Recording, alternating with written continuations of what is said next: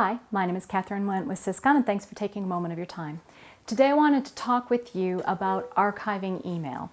So in the past, with Exchange email, you could archive your email to a specific archive folder. A couple of restrictions on that. It was only available on the computer that the archive folder lived on, and if that was your local workstation or laptop, it would not have been backed up unless you intentionally added backup software for that machine. With Microsoft 365, though, the archiving is certainly available, but it's handled a little bit differently, and they've fixed a couple things. So those are the things I want to share with you. So in 365 email, you can choose to archive, for instance, a parameter, like maybe all email that's older than 2 years could archive. If you set a parameter like that, then automatically anything that's exceeding that 2 year, it doesn't have to be 2 year, that's my example, anything that exceeds it automatically goes to the archive folder. This is really great because it helps keep your current data size down.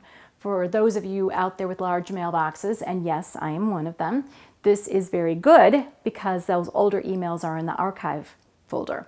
Now, here's a couple of things. That archive folder is still available. And when you default for a search, it will default to your current box, but you can include the archive folder. And you can also go to office.com and it will search all of your file folders, regardless of whether they're current or migrated. And that is a super fast search. Chris actually loves that one. So a little trick then. So let's say you get a really large email file with a lot of attachments, and you are a heavy mailbox user and might be near the limit. You can actually open that up, save the documents wherever you need them to be, and you can tell that one email to go to your archive. Still available, very searchable, whether you're on your computer or not. You could be on office.com and see it anytime you want, but you can keep it outside of your current mailbox size. So a couple of things about the archive then. So first of all, right now at this time, there are no limits to the data size in the archives. So again, this can be a tool to help keep your size limit down.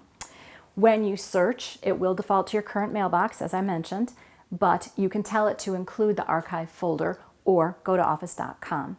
And you want to make sure that your 365 mailboxes are backed up. That means a third-party additional backup.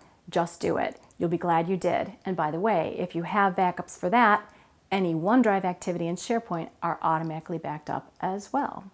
So let's just say that you have a couple of archive folders on your current machine and you're using Exchange and you're going to migrate to 365. Those archive folders can be migrated.